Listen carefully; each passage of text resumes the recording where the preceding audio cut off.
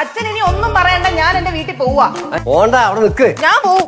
എനിക്ക് ഈ മനുഷ്യന്റെ കൂടെ ജീവിക്കാൻ പറ്റത്തില്ല അച്ഛാ, ഞാൻ പോവാ. ചിക്കു, ചിന്നു, ഞാൻ പോവാ. മമ്മി നേരത്തെ പറഞ്ഞാണല്ലോ ഞാൻ പോവാന്ന്. എന്ന് മമ്മി പറഞ്ഞൂല്ലോ. ഞാൻ പോയാ പിന്നെ തിരിച്ചു വരത്തില്ല.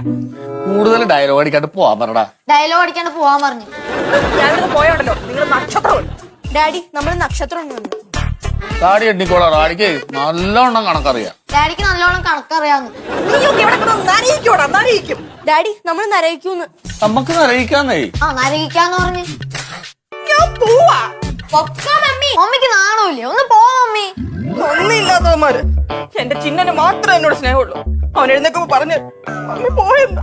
അത് ഞാൻ രാവിലെ പറഞ്ഞു. അപ്പൊ അവന്റെ പേര് ടാറ്റ കൊടുക്കാൻ പറഞ്ഞു. ഞാൻ പോവാ. ബൈ. പോടി. എത്തിട്ട് വിളിക്കണം മമ്മി.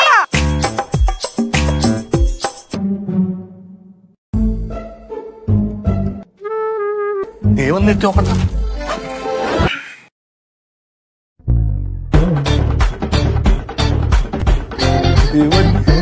നിങ്ങളുടെ മനസ്സിലിരിപ്പ് എനിക്ക് മനസ്സിലായി. നിങ്ങൾക്ക് എന്നെ പറഞ്ഞു വിട്ടിട്ട് വേറെ പെണ്ണിന്റെ കൂടെ ജീവിക്കാനായിട്ടല്ലേ? അതെ. സമ്മതിക്കൂല. ഞാൻ ജീവിച്ചിരിക്കുമ്പോ സമ്മതിക്കൂല. സമ്മതിക്കില്ല. ഇല്ല. എന്നകത്ത് പോയി ഒരു ചായ ഇട്. മര്യാദക്ക് പറ. നോക്കിയാലും ആ കൊച്ചിനെ ചീത്ത വിളിക്കാനേ നേരുള്ളൂ. നിങ്ങൾ എന്തിനാ അവനിങ്ങനെ വഴക്ക് പറയണേ? എന്താ അറിയില്ലേ? അവന്റെ പ്രായത്തിലുള്ളവരൊക്കെ ഇങ്ങനെ കളിച്ചു നടക്കാടി. എന്തുകൊണ്ട് അവൻ കളിച്ചു നടക്കണം? നിങ്ങൾ അവനൊരു ജോലിക്ക് പോകാൻ സമ്മതിക്കുന്നുണ്ടോ? പ്രൈവറ്റ് ജോലിയോ? എന്താ പ്രൈവറ്റ് ജോലിക്ക് ഒരു കുഴപ്പം? എടി, ഒരു റിട്ടയർഡ് വില്ലേജ് ഓഫീസറാണ് ഞാൻ.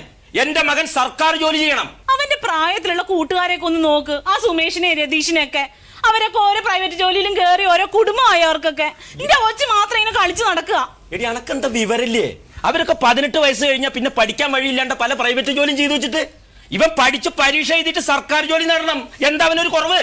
സുഖമായിട്ട് അവൻ പരീക്ഷ എഴുതിയില്ല എന്ന് നിങ്ങൾ പറയരുത്. എത്ര പരീക്ഷ എഴുതി എന്റെ കൊച്ച്? എടി, ഈ പരീക്ഷ എഴുതാന്ന് പറഞ്ഞാൽ തിന്നിങ്ങനെ ഉറങ്ങിയിട്ട് പോയി പരീക്ഷ എഴുതിയാ ജയിക്കില്ല. പഠിച്ചു പരീക്ഷ എഴുതണം. അതെങ്ങനെ? തിന്നാൻ കാണിക്കണ സൂക്ഷ്കാന്തി പഠിക്കാൻ കാണിക്കണ്ടേ? സുഖമായിട്ട് നിങ്ങൾ എപ്പോഴും ഈ കൊച്ചിനെ തിറ്റയുടെ കാര്യം പറഞ്ഞിട്ട് വഴക്ക് പറയണേ എന്തിനാ? ആകെ ഒരെണ്ണല്ലേ ഉള്ളൂ. പറഞ്ഞു എന്റെ കൊച്ചു ക്ഷീണിച്ചു. അവനാ ഇതൊന്ന് പൊയ്ക്കടി.